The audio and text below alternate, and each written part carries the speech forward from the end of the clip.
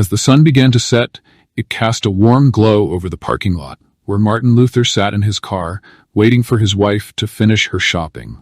He glanced at his watch, mentally calculating how long she had been inside. Just a few more minutes, he told himself. It was a routine Saturday, nothing out of the ordinary, until the flash of red and blue lights in his rearview mirror shattered the calm.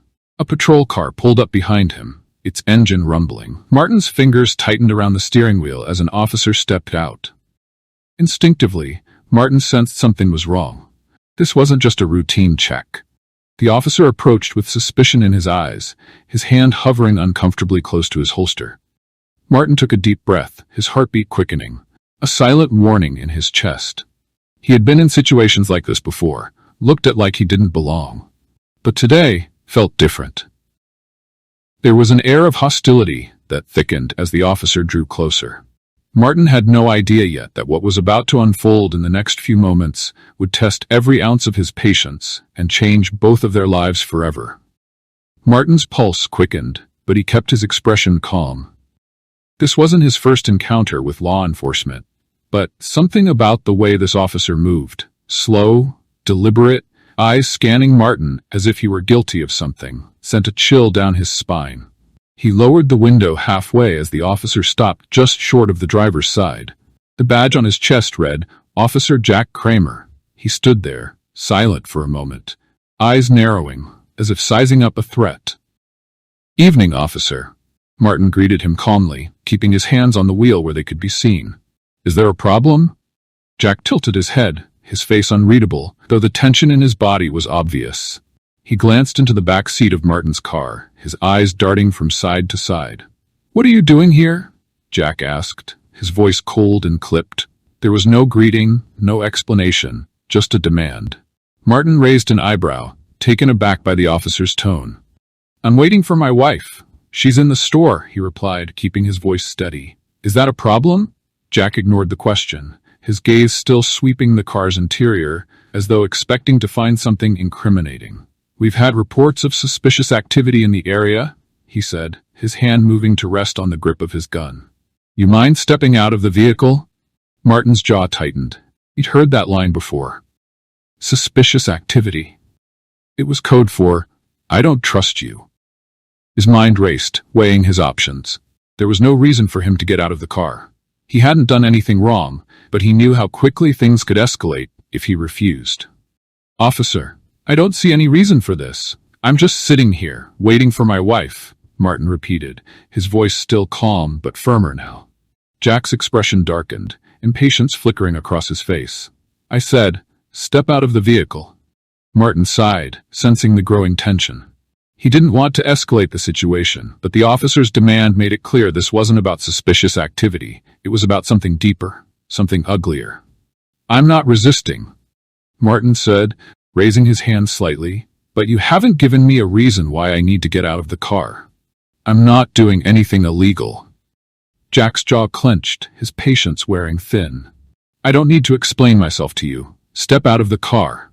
Now," he ordered, his voice rising. Martin's hands remained in plain sight, but the officer's aggression was unmistakable. He could see the man's finger twitching near his gun, as if itching for an excuse.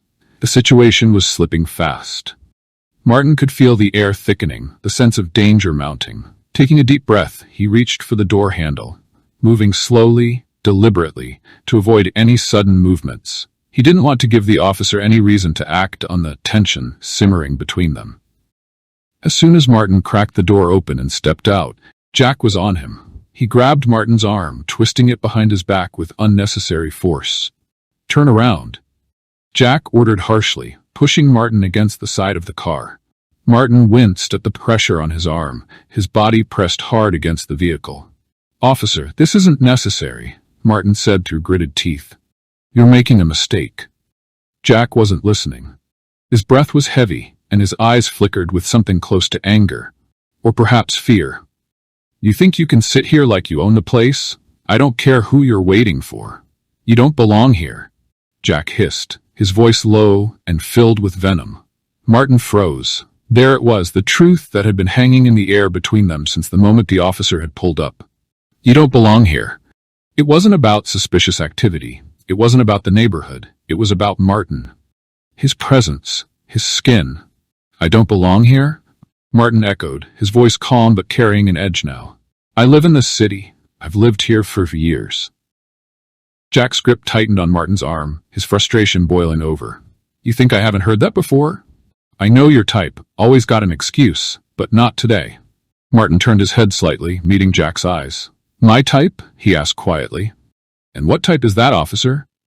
Jack's face twisted with irritation, but before he could respond, something inside him seemed to snap. Without warning, he swung his fist, driving a punch into Martin's stomach. The blow was fast, unexpected.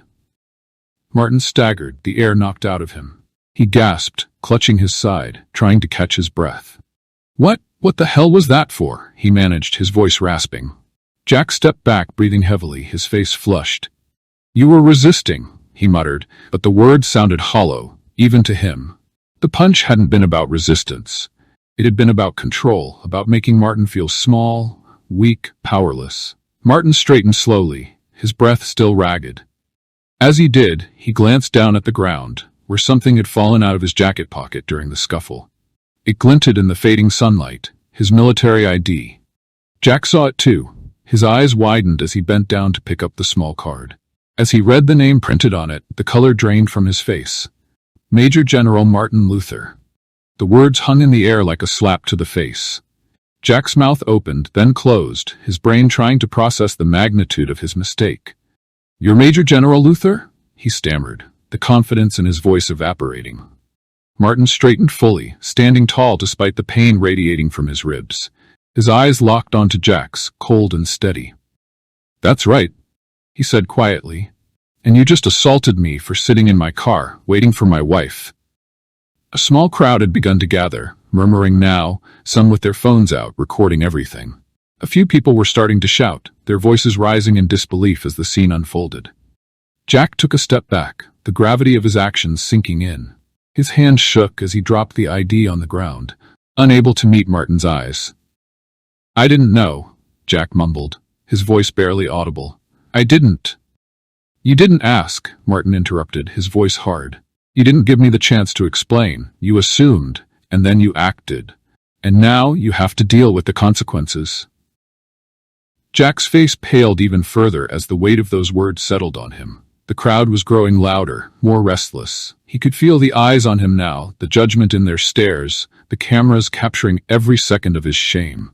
The silence between them was thick, the weight of what had just happened hanging in the air.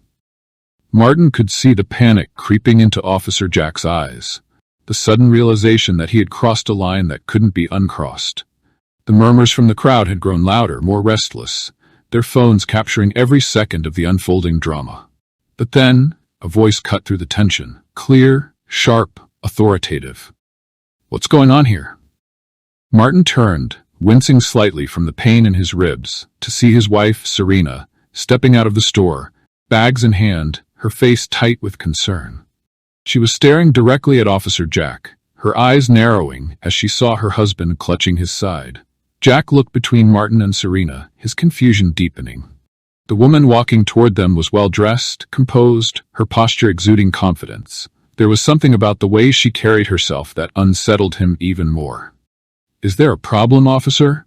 Serena asked sharply, stopping next to Martin, her gaze never leaving Jack. The crowd had grown quiet now, watching intently. Jack swallowed hard, struggling to regain control of the situation. His mind raced, trying to find an escape from the mess he had created. "Ma'am, I thought—" "There were reports of suspicious activity." Jack stammered, his words stumbling over themselves. "I asked him to step out of the vehicle and—" Serena cut him off with a cold, pointed look. "Suspicious activity? Is that what you call my husband sitting in a car waiting for me?" Jack's mouth opened, but no words came out. The woman's presence was unsettling. There was something more here, something he couldn't quite place. Then it hit him. Serena's face seemed familiar. He couldn't shake the feeling that he had seen her somewhere before, but where? His mind scrambled, searching for answers. Martin saw the flicker of recognition in Jack's eyes and realized the officer hadn't just made a mistake with him. He had no idea who his wife was either. I suggest you hand over your badge, officer, Serena said, her voice icy, before things get much worse for you. Jack blinked, caught off guard. Excuse me, he said, his voice shaking with confusion. Serena reached into her bag and pulled out her phone, dialing a number without breaking eye contact with the officer. Yes, I need to speak with Commissioner Daniels. Tell him it's Serena Luther. There was a stunned silence as her words sank in. Commissioner Daniels. Jack's mind reeled. Serena Luther. The name snapped into place, and suddenly everything became painfully clear. This wasn't just any woman. She was the daughter of one of the state's most powerful senators and the wife of Major General Martin Luther. Jack's face turned ashen, his body stiffening as if rooted to the spot. He knew who she was now. This was no ordinary situation. The woman standing in front of him wasn't just the wife of a decorated officer. She was connected in ways that could destroy his entire career in a heartbeat. Ma'am, I didn't mean it. I don't care what you meant, Serena interrupted, her voice low but seething with controlled fury. You assaulted my husband because of your prejudice, and now you're going to answer for it. Martin, watching the scene unfold, felt a mixture of pain and pride.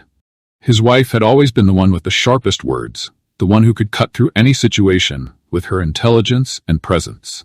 But even now, the look on her face told him this went beyond anger. This was personal. The crowd, now completely silent, watched as Serena spoke calmly into the phone, explaining the situation to the commissioner on the other end. The entire scene felt surreal. Like the ground was shifting beneath Jack's feet. He had gone from being in control to utterly powerless in the span of minutes.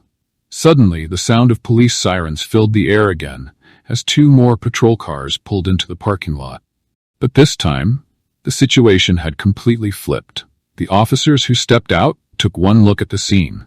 The tension, Jack's pale face, and Martin standing resolutely beside the car, and immediately sensed that something had gone terribly wrong.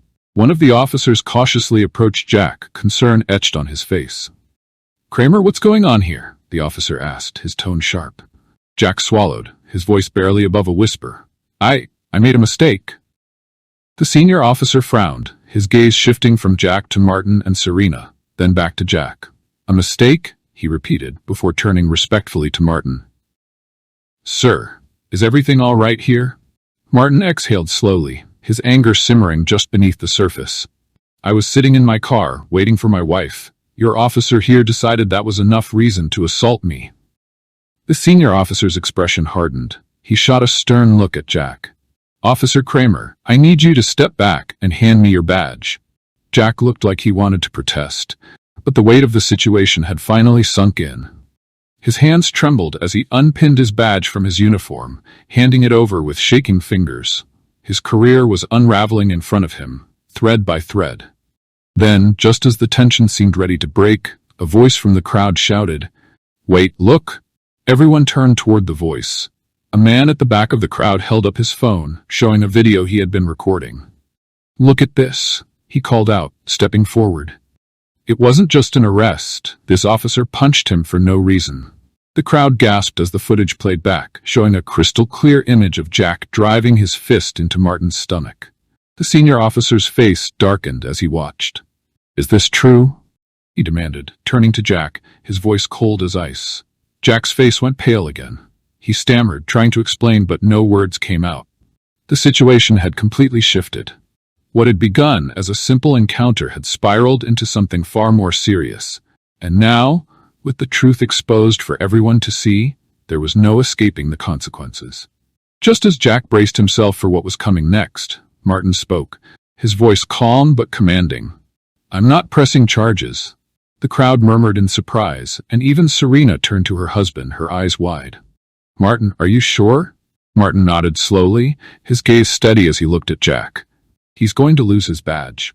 That's enough for me, but more than that, I want him to live with what he did today. Let him carry the weight of this mistake." Jack stared at Martin, his expression a mixture of disbelief and shame. He said nothing, but Martin could see the realization sinking in, that this terrible choice would haunt him for the rest of his life. The senior officer stepped forward, nodding to Martin. "Thank you, sir. We'll take it from here." Martin stood tall, his eyes never leaving Jack. The officer who had once exuded authority now looked small, crumbling under the weight of his own actions.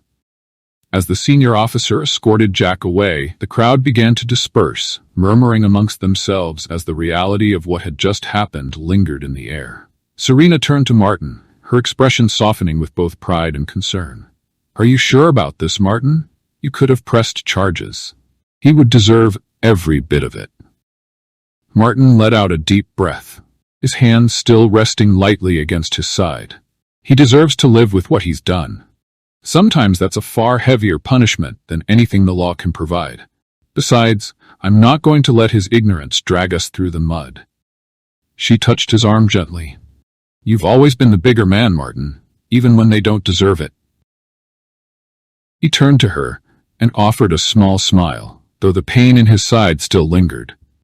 "I've fought bigger battles. This one isn't worth the scars." Just as they started to make their way back to the car, a voice called out, "Major General Luther." Martin turned to see a familiar figure emerge from the thinning crowd. Commissioner Daniels, the man Serena had called earlier. He was flanked by 2 officers and approached quickly, his sharp eyes taking in the scene before settling on Martin. "I came as soon as I got the call," Daniels said, his tone professional but tinged with concern. "Are you all right?" Martin nodded, his stance firm. "Nothing I can't handle." Daniels's face tightened as he glanced in the direction where Jack had been taken. "I saw the footage on the way here. This is a disgrace. I assure you, Officer Kramer's actions will be dealt with thoroughly." Martin didn't respond immediately. His gaze grew distant, as though weighing something deeper. Then he spoke, his voice calm but pointed. "What concerns me is how often things like this happen when there aren't cameras around. There are others who don't have the rank or recognition to be treated fairly in these situations. This shouldn't have happened, not to me, not to anyone." Daniels nodded solemnly, understanding the broader implications. "You're right, it shouldn't have. I promise you, we're going to reevaluate our training and our policies. But more than that, we need to root out the biases that lead to this kind of abuse." Martin stared at him for a long moment, then gave a slight nod. "We'll see." With that, Martin and Serena began walking toward their car, leaving the commissioner standing in their wake, his mind troubled by what had unfolded. But as they neared the car, something tugged at Martin's memory, a faint but growing recollection. He stopped suddenly, his brow furrowing. Serena noticed and turned to him. "What is it?" she asked. Martin's voice was quiet, almost as if speaking to himself. "I know that officer. Jack Kramer. I remember him from the academy." Serena tilted her head, puzzled. "You knew him?" "Barely," Martin replied, his mind racing back through the years. "But there was something about him back then. He was different, driven, focused. He talked about making a difference in his community.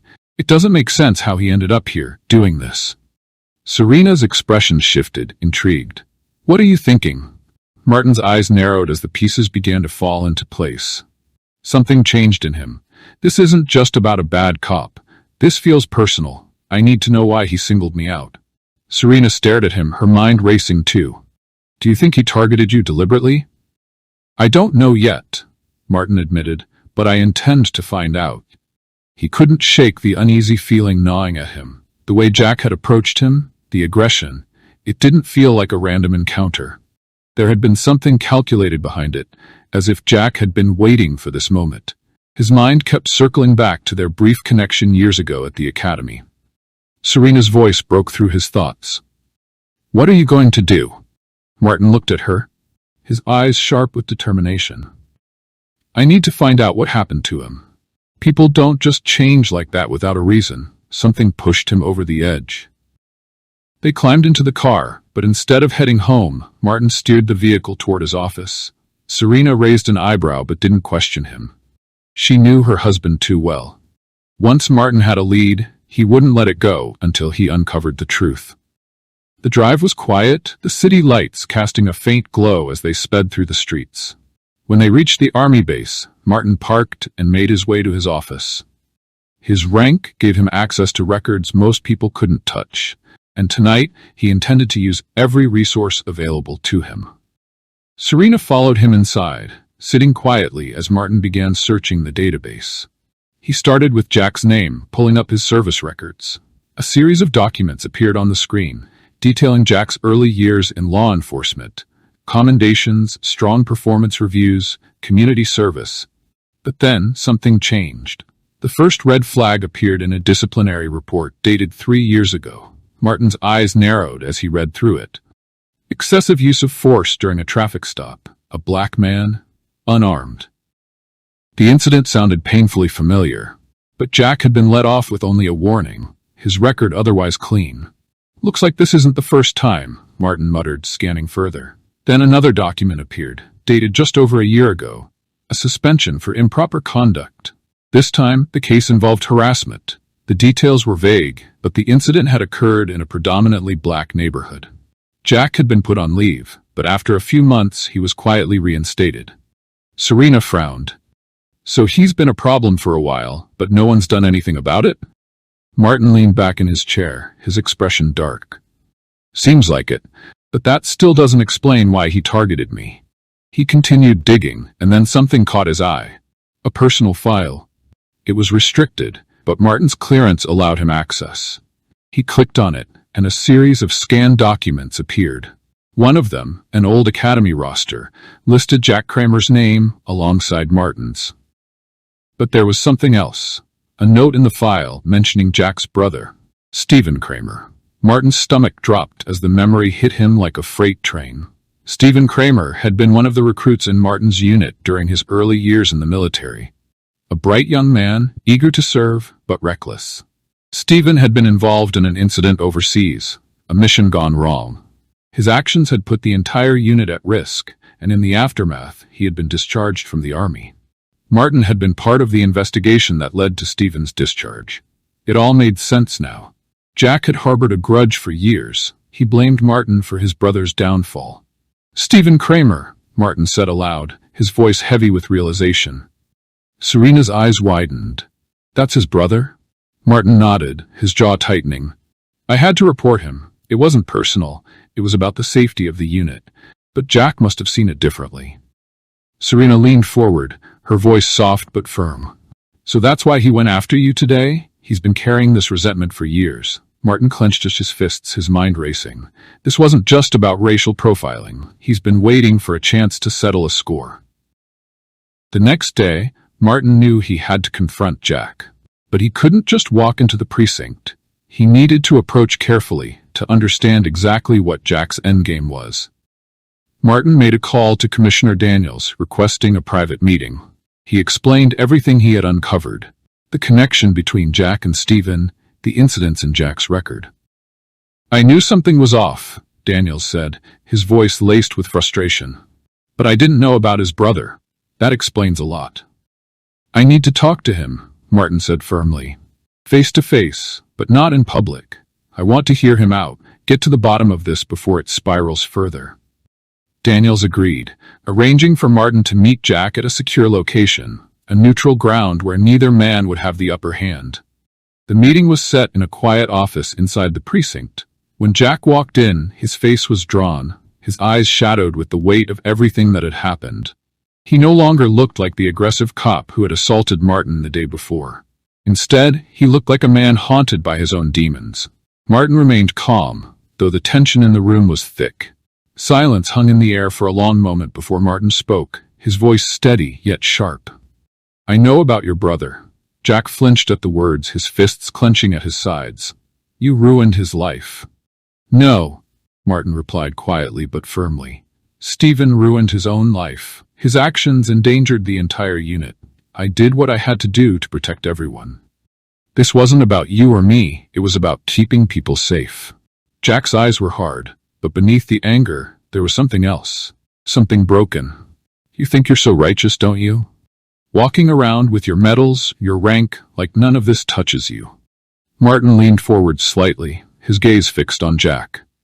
You've let your anger control you, Jack. It's twisted you into something you swore you'd never become. Look at what you did yesterday. You attacked an innocent man. That's not justice. That's revenge.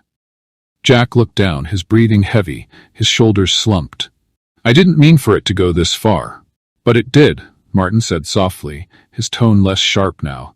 And it's going to keep getting worse unless you stop. You have to let this go. Jack shook his head, his face pale. How do I come back from this? Martin was silent for a moment, then spoke with a finality that weighed heavy in the air. You don't. But you can stop yourself from falling any further. Jack's shoulders sagged as Martin's words sank in. The gravity of what he had done settled over him like a dark cloud. His hands trembled, and for the first time, the tough facade he'd worn for years began to crack. The man standing before Martin wasn't the officer who had thrown the punch or drawn his gun. He was a man lost, consumed by his own hatred and regret.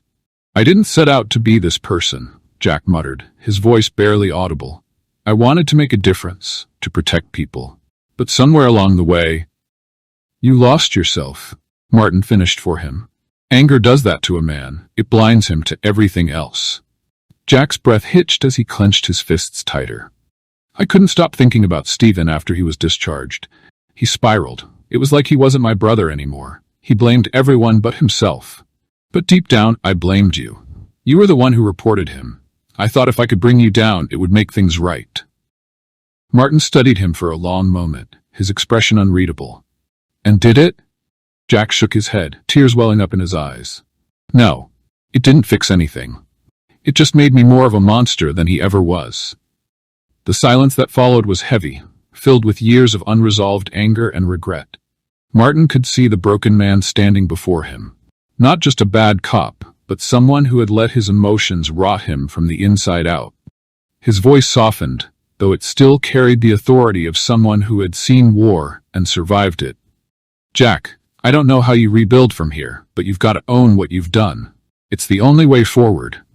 Jack looked up, his eyes glassy. I'll lose everything. You've already lost more than you realize, Martin said calmly. But you still have a chance to do the right thing. That's up to you. For a moment, Jack stood frozen, torn between the weight of his past and the uncertainty of his future. His mind raced, torn by guilt, shame, and fear. But deep down, he knew Martin was right. There was no more running, no more hiding behind his badge. He had crossed a line, and the only way back was to face the consequences. I'll turn myself in, Jack said, his voice shaky but resolute. I'll confess everything. Martin nodded slowly, his expression firm but not unkind. That's a start.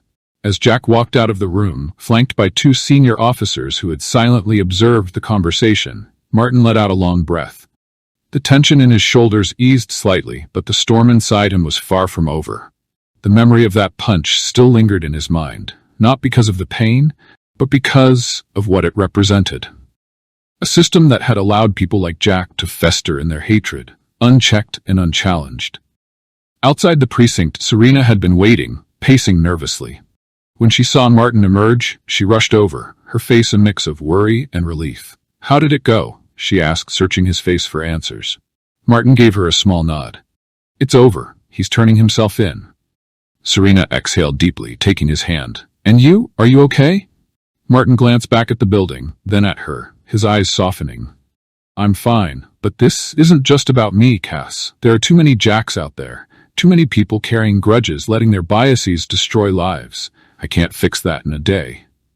She squeezed his hand gently, her voice steady. You can't fix everything, Martin, but you made a difference today. You stopped it from going any further. Martin looked into her eyes, a sense of peace settling over him. Yeah, I guess I did. Several weeks later, Martin sat at his desk at the army base, an open envelope lying in front of him. It contained a formal letter from the precinct detailing the outcome of Jack's confession and the internal investigation that had followed. Jack had been stripped of his badge and faced criminal charges for his assault and for other incidents that had come to light. The letter was somber, a stark reminder of the brokenness within the system. But there was something else, something unexpected. A handwritten note from Commissioner Daniels was tucked inside the envelope. Martin, you were right about Jack, and you were right about our system. It's not perfect, but we're going to change that, starting now. Thank you for your service, both to this country and to justice, Daniels. Martin stared at the note for a long time, his mind turning over the events of the past few weeks. This wasn't the kind of victory that came with medals or ceremonies. It was quieter, deeper. An acknowledgement that the real battles weren't always fought on the battlefield. Sometimes they were fought in the hearts of men. As he folded the letter and placed it back in the envelope, Martin glanced out the window where the sun was setting over the base. He knew there was still work to be done, still more battles to fight. But for now, he felt a sense of closure. A quiet victory in a war that was far from over. Serena knocked lightly on the door, peeking her head in. "Ready to head home?" Martin smiled, standing up and walking toward her. "Yeah, let's go." As they left the office hand in hand, Martin couldn't help but feel that despite everything, they had taken a step towards something better. And for now, that was enough.